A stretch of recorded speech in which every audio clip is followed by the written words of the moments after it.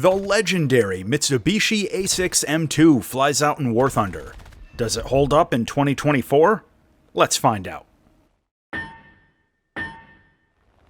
At the end of the 1930s, the Imperial Japanese Navy was operating the then-new A5M fighter, but recognized that aviation was advancing rapidly, and they wanted its eventual replacement ready when the time came. In late 1937, the requirement was officially posted for a new carrier-based fighter, with designs solicited from both Nakajima and Mitsubishi. The A5M was already in combat, and the Navy's experience with it informed the requirements of the new fighter. It needed good firepower, a radio, good maneuverability, and critically, long-range endurance. Nakajima considered the requirements unobtainable with current production methods, but Mitsubishi took a different approach, and with the new A6M Type 0 fighter, focused on producing a design with as much weight reduction as possible, even including new top-secret aluminum alloys, the omission of any armor plating, and even eliminating self-sealing fuel tanks from the design to save the extra couple kilograms of weight. When the first prototype flew in 1939, the design's potential was immediately obvious, and it was hurried into production. The Japanese Navy put the new fighters into service as fast as they could be built, with over 500 of them flying by the end of 1941. In early combat engagements, the performance of the new A6M fighter was simply astonishing, achieving an early kill ratio of over 10-to-1 in combat over mainland Asia and in the first few months at sea against the United States. Allied pilots soon realized that trying to engage the A6M using conventional tactics was completely futile thanks to its amazing dogfighting agility, so they had to develop new tactics to combat the Japanese fighters, and over the course of 1942, they slowly achieved parity in kill totals against the Zero.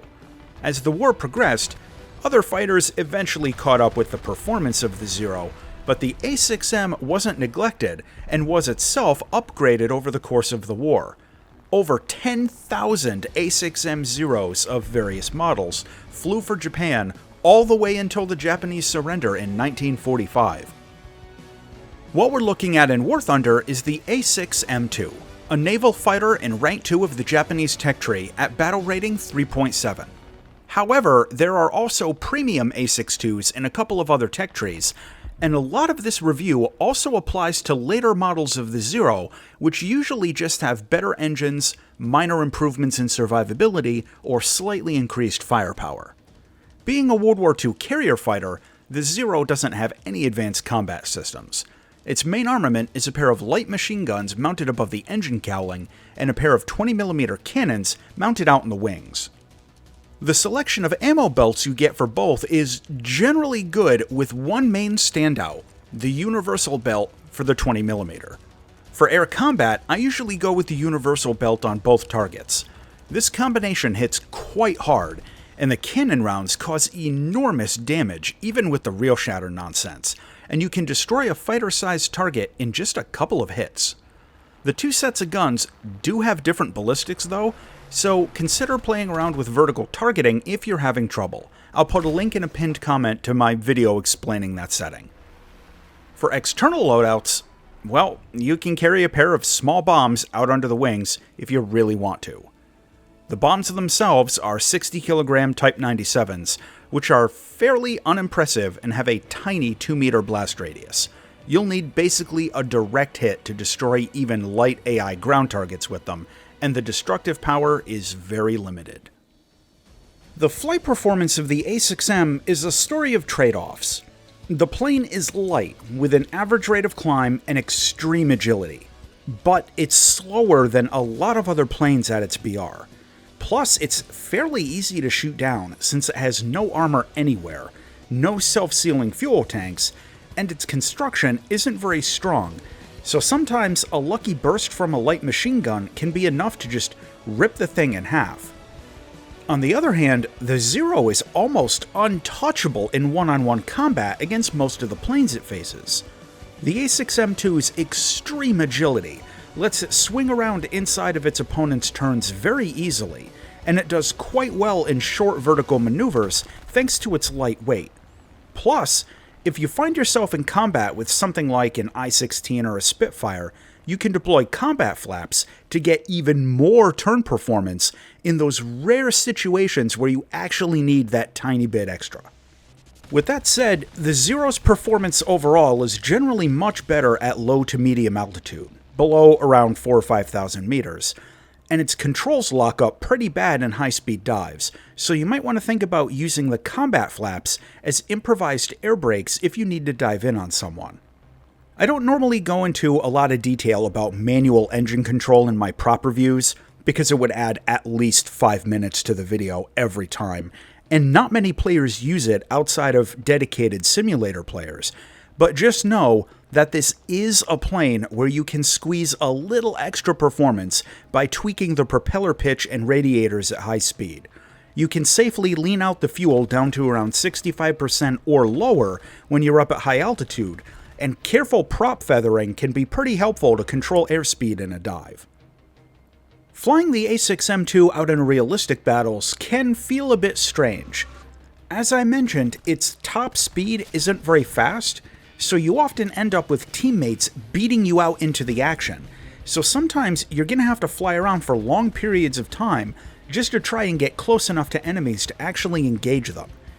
It can be frustrating, and you get long periods of flying in a straight line combined with short periods of intense action once you actually get into a fight.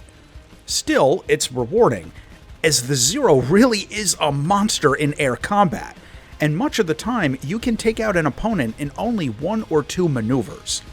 The guns don't have great accuracy, and you don't have a lot of ammo for the cannons, so you should try to use your agility and maneuver in for point-blank shots whenever possible. Keep control compression in mind, and if you want to dive in on someone, make sure to handle your airspeed pretty carefully, and consider spiraling down on them rather than a flat diving attack. Your maximum speed really is an issue though, as it often means you just get the leftover targets, and it can be pretty difficult to get high-scoring matches in the Zero just because everybody beats you to the bad guys, or the bad guys just run away and draw down the mission clock. Out in arcade battles, the Zero's poor survivability ends up being more of an issue than you might think. Because of the chaotic furballs that usually develop, it's far more difficult to avoid getting hit than it is in realistic battles, since in RB, you're usually not fighting more than 1 or 2 people at a time at the lower BR brackets. But in arcade battles, huge 8-on-8 furballs are quite common, and even taking light damage from some glancing hits can be enough to cause serious problems for the A6M2. With that said, the plane still performs well, especially if you can use positioning to stay on the outskirts of the chaos and just pick people off one at a time. I realize, though, that is easier said than done in the absolute chaos of arcade battle furballs at the lower tiers. In terms of ground attack, well, those 2 small bombs aren't very impressive, and this isn't a strong contender for close air support.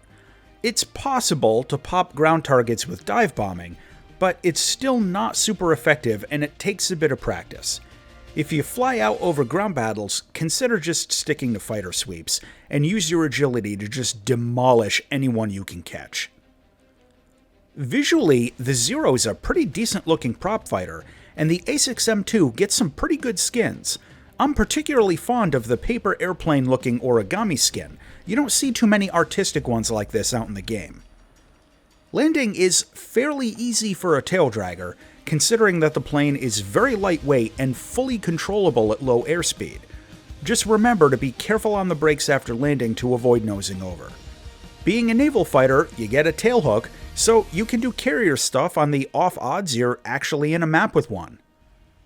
The cockpit gives great visibility in all directions, and all the bracing actually wasn't as annoying as I thought it would be in VR. But the visual detail on the panel and interior is just awful. This is a very old cockpit from the early days of War Thunder and desperately needs a visual update. To close out on the A6M2 Zero. This plane has absolutely insane UFO maneuverability. Its cannons are very effective at close range, it's fully controllable at low speeds, and it can do carrier stuff. However, its fuel tanks love to explode. It doesn't carry a lot of cannon ammo. Its controls lock up pretty bad in a dive, and it's just not as fast as most of the fighters it faces. The final verdict on the A6M2 is that this fighter has the potential to dominate basically any one-on-one fight that it gets into. The only thing holding it back is its top speed. As always, thanks for watching.